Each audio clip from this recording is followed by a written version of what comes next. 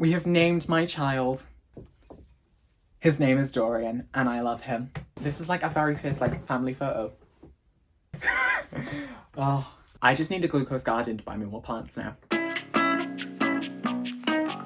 Hi friends, my name is Joel and welcome back to my booktube channel. If you've yet to check out my July book haul, go check that out because we haul 23 books during that video and I talk a lot about some of the books I'm looking forward to read. And if you have yet to check my Twitter nor my Bookstagram, go and check those out because I post some quite good bookish content on there too. For today's video, I basically wanted to wrap up July and talk about some of the books that I read in July and then talk about some of the books that I want to read in August. So grab a beverage and let's get to discussing.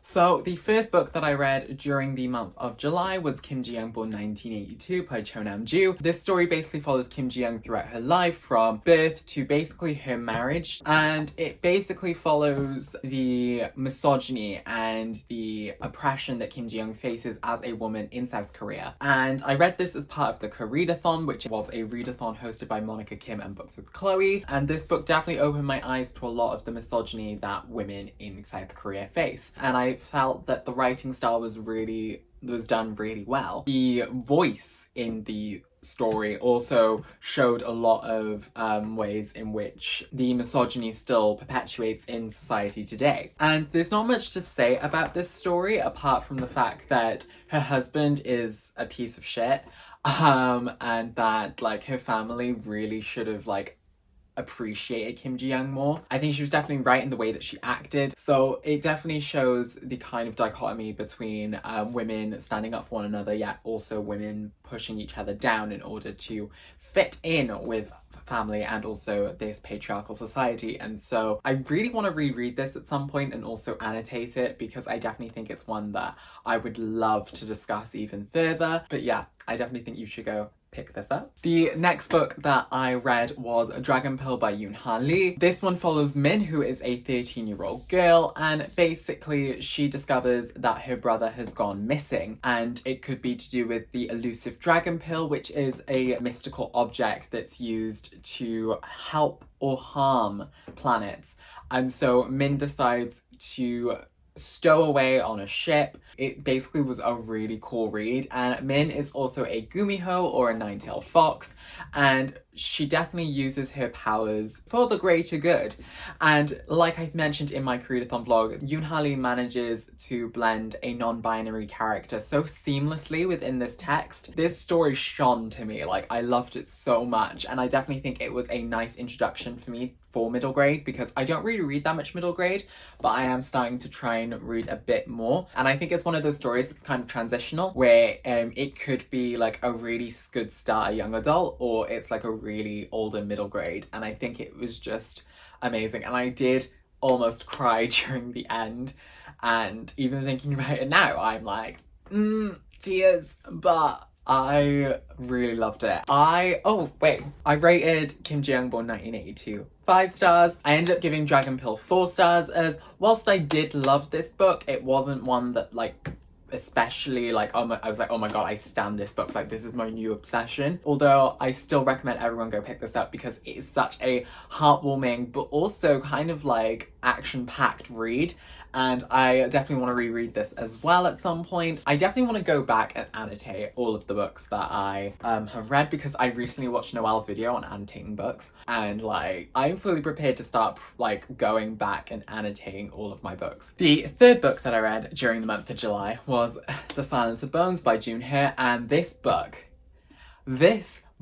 So this book follows Sol, who is a orphan. She's been tasked with assisting an investigator in the police bureau, and it's all about this mystery that Sol may only know how to solve. And I definitely think this story was really interesting, and Junhee's writing is honestly like amazing, and this really opened up my love for mystery novels again. Basically read like a historical Korean drama. The twists and the turns that I was being taken on was amazing. Again, Junhee's writing. I can say no more. This story was amazing and I loved it so much. Inspector Han. I gave this book 5 stars because I love this book a lot.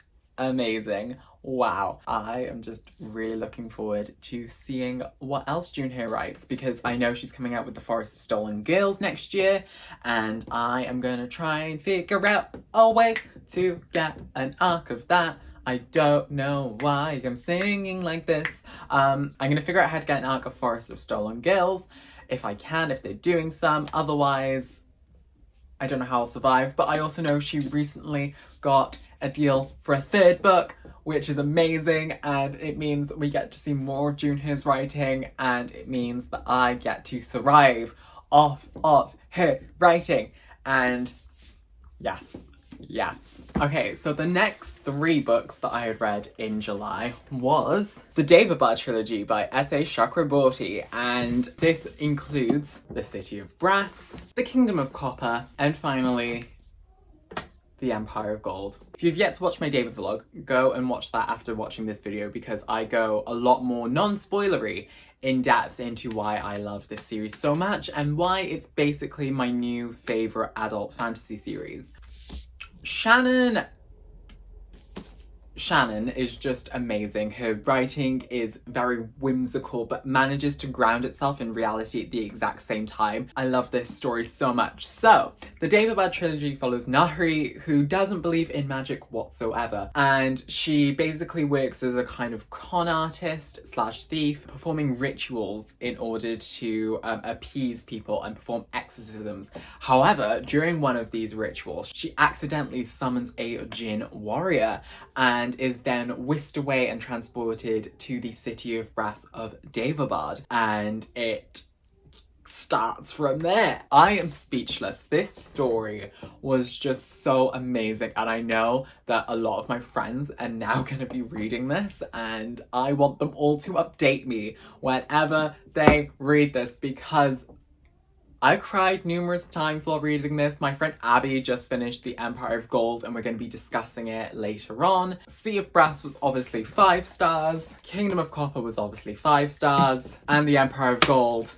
was obviously 5 stars. However, if I was going to rate it in terms of, like, times I cried, it would definitely be, like, not really much crying. I cried. I bawled my fucking eyes out. It's definitely a series that gets more emotional as you go along, because you get more emotionally invested in these characters. And so this is definitely my favourite read of July, and I am super happy that I've now read this fantasy series. The next book that I read in the month of July was The Court of Miracles by Kester Grant. I read this as part of my Reading Rush vlog, and this story is pitched as a reimagining of Les Miserables, which follows Eponine, whose sister is sold to one of the many guilds of the French society during the French Revolution, called the Guild of Flesh.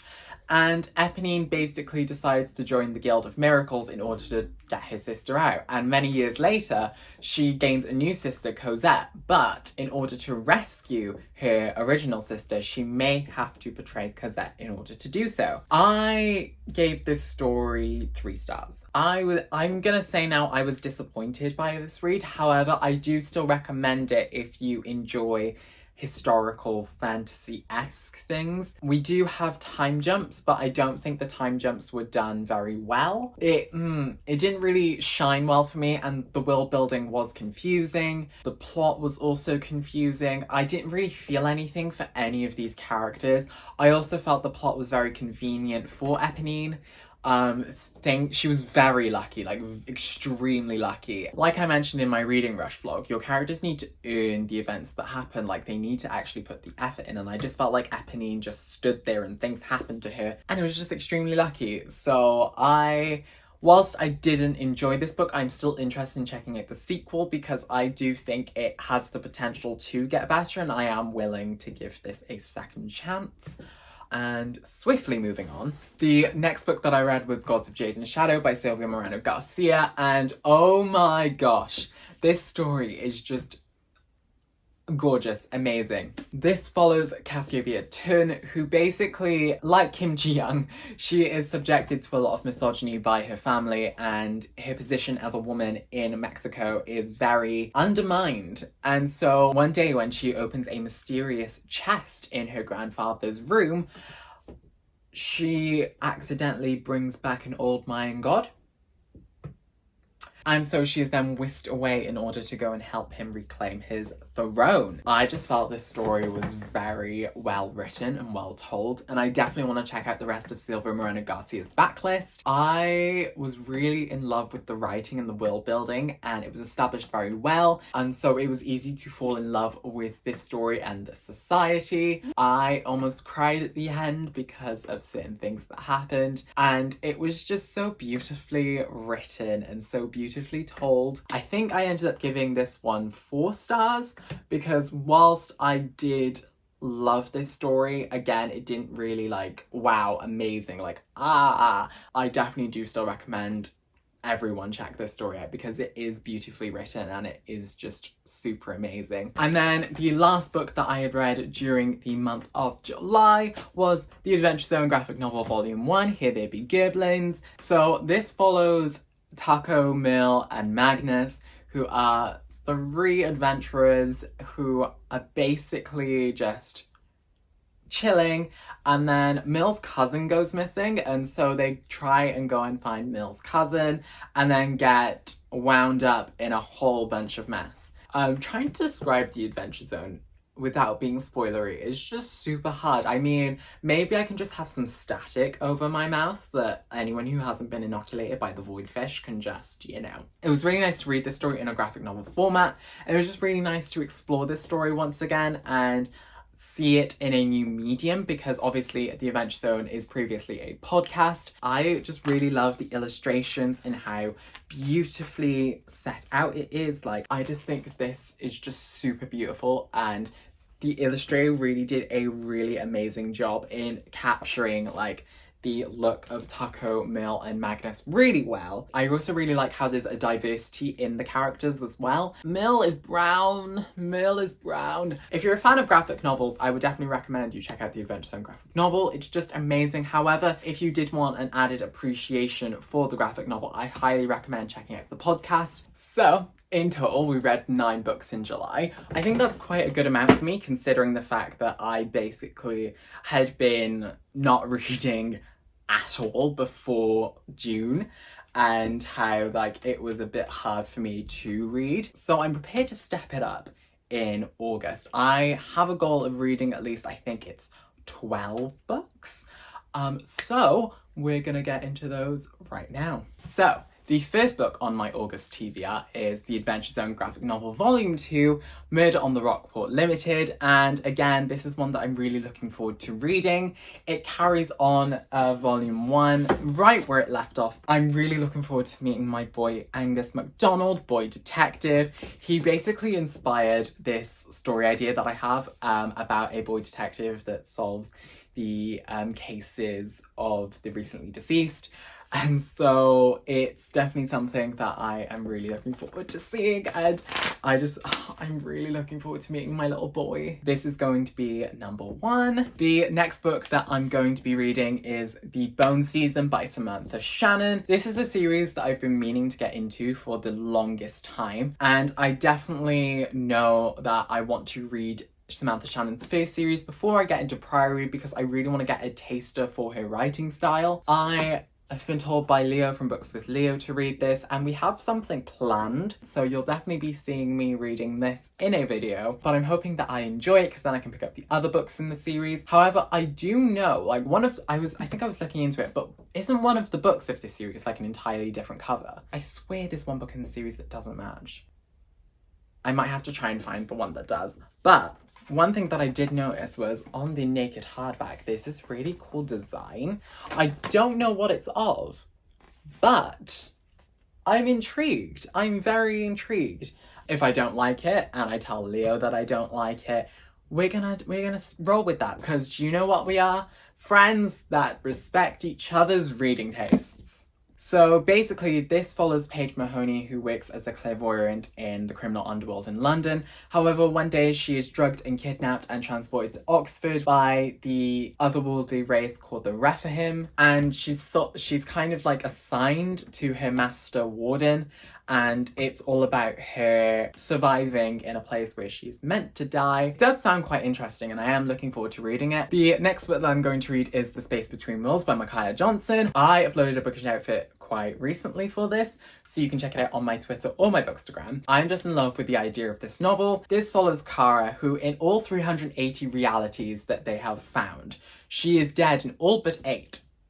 Imagine 372 versions of yourself being dead. And basically one of the 8 remaining versions of herself is dead, like just winds up mysteriously dead, and Kara's just like, what the fuck? And so she decides to go and investigate and see what actually happened to that version of herself. Stuff about the whole multiverse and even herself is going to be uncovered, and I'm just super hyped for this book. I am super hyped to read it, and I'm just hoping it turns out really well. And I definitely think it's going to be quite a quick read for me. It is like 300-ish pages, so I think I'm going to be starting quite soon. But no, I am just super excited to read this. The cover is gorgeous. I also ordered the Goldsboro edition because I really like the look of the black sprayed pages, and I definitely don't want to miss out on any more Goldsboro books because I missed out on the David Bar Trilogy Goldsboro editions, and I'm still sad about that. I missed out on the Fairy Loot David Bard editions. I am still mad about that. I just don't want to miss out on any more special editions of books that I might love. And then, so the next 2 books that I'm going to read are The Kiss Quotient and The Bride Test by Helen Huang. These 2 books are going to be part of my romance reading vlog that I'm doing this month, where basically I am going to be reading romance for the very first time, and it's something that I'm very excited about. I saw The Kiss Quotient, but I think I saw Cindy, Mina, and Noelle talk about The Kiss Quotient and how amazing it was. I think I saw Noelle talk about The Bride Test, but I'm just super excited to be reading both of these. So The Kiss Quotient follows Stella, whose mother basically wants her to find a boyfriend. However, because Stella has Asperger's, she doesn't think that she's good enough to talk to a boy, and so she hires an escort in order to teach her how to speak to men. And already I'm just like, oh my god, that just spells like, wow, like it just sounds really cool, and I'm really excited to like delve into this one, although I don't really know my reading order for the romance reading vlog yet, but I'm just gonna see what I'm gravitating towards. The Bride Test follows Kai, who basically believes because of his autism he doesn't really know how to process any feelings whatsoever, and so he finds it really difficult to find love, and so his mother decides to take things into her own hands and go to Vietnam to find him a bride. And Esme, basically wanting to get a better life for herself, she becomes convinced that if she can seduce Kai, she can stay and live a new life in America. That already sounds really cool as well, because if like the time dwindles and Esme hasn't seduced Kai because he doesn't know how to return affection, then it's just going to be quite cool and quite awesome to see what happens. The next 2 books I'm going to be reading in August are Get a Life, Chloe Brown, and Take a Hint, Danny Brown by Talia Hibbert. And I've seen these books recommended to me so many times by different people, and I am finally getting into them, which is amazing. What's not to like? What's not to love? So Get a Life, Chloe Brown follows Chloe, who basically, after a scare with her chronic illness, decides to write a list of things that she needs to do in order to get a life. And so in order to help her do these things, she enlists the help of Red Morgan, because on Chloe's list she wants to do something bad, and so she thinks that Red is going to be the one to teach her in order to do these things. And I definitely think this one's going to be quite interesting because it already sets up quite a dynamic between Red and Chloe, and I just think I will enjoy this a lot. And then Take a Hint, Danny Brown follows Danny, who is basically quite a headstrong academic, which I already relate to, and romance for her is out of the window, and so she just wants a friends with benefits, you know, just to have sex and, you know, no strings attached. But when she is rescued by her building's security guard, they trend on the internet and people want them to date for real. And so Danny and the security guard called Zaf basically start this fake dating relationship, but Danny kind of starts to fall for him, and Zaf is kind of a romantic, and so the both of them I think are gonna have this really cool dynamic where like Danny is kind of really realistic in her expectations for romance, while Zaf is trying to do these grand romantic gestures to win Danny's affection, and I want it. I want it. I am going to be buddy reading this with Cindy from Read with Cindy, which I'm super excited about. I already think she's started and I have not started yet. And so I need to like hurry up and start this. I also want to try and get a few more romance books for the romance reading vlog, but I haven't bought them yet. But if there are any specific romance books that you want me to read, definitely tag me on Twitter or in the comment section down below. But I also have my Amazon wishlist where I have a few books on there just in case you want to suggest one that I've already got on there. So yes. So the next book that I'm going to be reading for the romance reading vlog is A Princess in Theory by Alyssa Cole, and look how tiny it is. It is so cute. This is definitely one I'm excited to read, and it's definitely one that it's just very easy to hold in my hands as well. And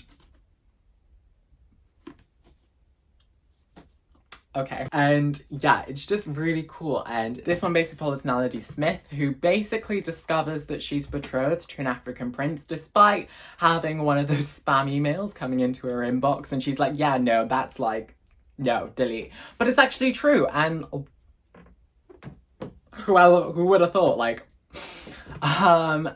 and so this sounds really exciting if he goes and since the prince is going to track down Naledi, his betrothed, and so I think the romance between them is going to be quite hot. And wow, I am just super excited to be reading this. The next book that I'm going to try and read in August as well is Cinderellas Death by Kaylin Bayron. I tried to read this for the reading rush, however I wasn't able to, but it's definitely one that I'm going to attempt to read by the end of this month since it comes out this month in the United Kingdom. This is basically like a sapphic Cinderella, and it follows Sophia, who basically 200 years after Cinderella found her Prince Charming, every year there is a ball hosted by the King of the Kingdom where women basically go and parade themselves in front of men, and men basically choose them to marry, and if the woman isn't chosen, she disappears, and I'm thinking she's killed. So it's very interesting. Sophia would rather marry her female best friend, and so she tries to get out of the ball in any way possible, and one day she manages to find the descendant of Cinderella, and both of them together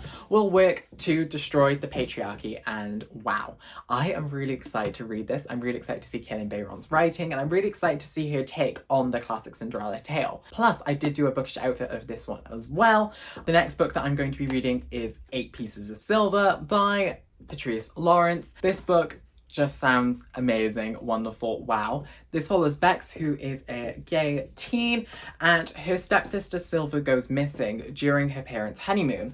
And so all Bex has is 8 clues towards Silver's life and piecing it together. And so this, I think, definitely is going to have a family drama aspect.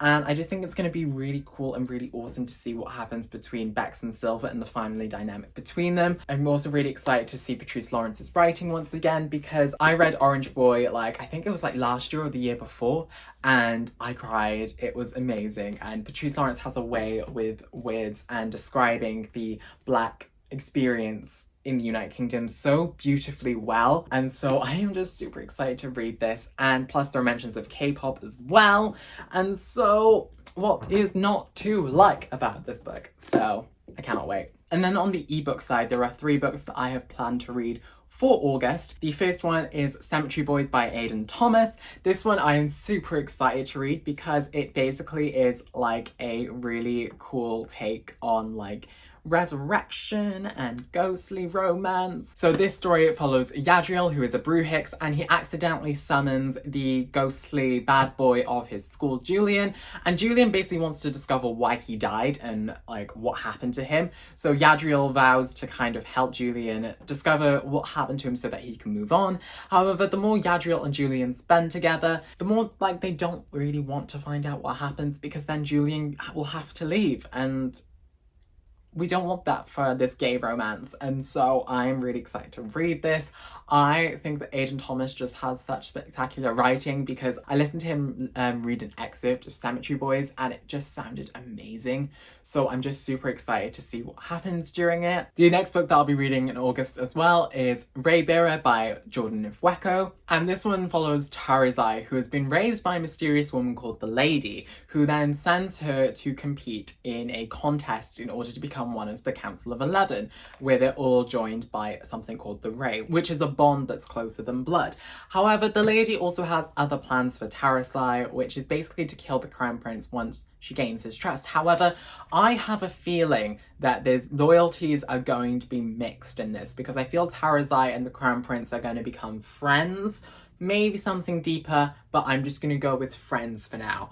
And so I think it's definitely going to be something that definitely questions loyalty in this, and I'm really excited to read this as well. The cover is just simply beautiful. The next book that I'm looking forward to reading in August is The Summer of Everything by Julian Winters, and basically this one follows Wes, whose problems start to converge slowly, like the one with his secret crush, his family forcing him to choose a college major, and his job at a local indie bookstore being threatened by the fact that a coffee shop franchise wants to buy it. And so it's definitely one that I'm really interested to read. I think it's definitely going to be quite a light-hearted contemporary that I'm excited for. I definitely want to read more contemporaries, and I definitely think Julian Winters has a way of writing contemporaries really well. And so I think that it's just going to be really beautiful for me to read, and you'll see my review of that in September. But I am just really looking forward to be reading this one. I think that Wes already comes across as a character that I can relate to, and so I just think this story is going to be really beautiful, and I cannot wait to read it. And finally, one book that I want to read in August that hasn't arrived yet is The House in the Cerulean Sea by TJ Klune. This one I have been recommended to read by Elias, Asia, Mina, so many different people, and so I cannot wait to get into it. I just think it's going to be quite a light-hearted, but then heavy-hitting, but then found family, but then reminding me of like my whole childhood experience, and I just think it's going to be so beautiful. So this one follows Linus Baker, who basically leads like a quiet, solitary life of 40 years old. He basically works as a caseworker in the department in charge of magical youth. He basically used to go to this orphanage where 6 children reside, and there's a gnome, a sprite, a wyvern, an unidentified green blob, a were Pomeranian, and the Antichrist. I'm getting like Good Omen vibes from this. Linus needs to figure out whether they're going to bring the apocalypse or not. And if they are, yeah. And basically the caretaker is Arthur Panarsis, who will do anything to keep his children safe. And so Linus and Arthur get a bit closer. Is this gay? I think this is gay. Secrets are exposed, and basically tensions seep between the two of them, whether Linus is going to have to destroy this home or watch the world burn. And already I'm literally like, I am going to love this book so much. And so I'm really excited to read this. This is literally 400 pages, so I will probably be able to read it within a day. And so I will record my entire experience of me reading The House in the Cerulean Sea, and I will pop it up on the channel as and when. That is basically everything that I want to read in August. And I definitely think there's going to be like other stories that will crop up as and when. Yeah, I just think it's going to be quite a nice reading month for me if I'm able to get through all of these books. And so yeah, I hope you enjoyed this video, everyone. Let's be accountable for one another. Pop down in the comment section some of the books you're looking forward to reading this August, and also pop down your favourite book that you had read during the month of July. And so if you like this video, be sure to give it a thumbs up, and if you're new here, don't forget to click that subscribe button so that you're notified whenever I upload next. This week's shout out fates goes out to Ben from Ben Reads Books. He is basically amazing. He's a fellow Black UK booktuber, and he has this really cool style of having like a casual aspect to his videos. I just love watching his videos so much. I'm just always constantly relaxed by his content. He recently uploaded a video as part of a new series, I believe, where he highlights different book bloggers, and me being the biggest advocate for book bloggers there is,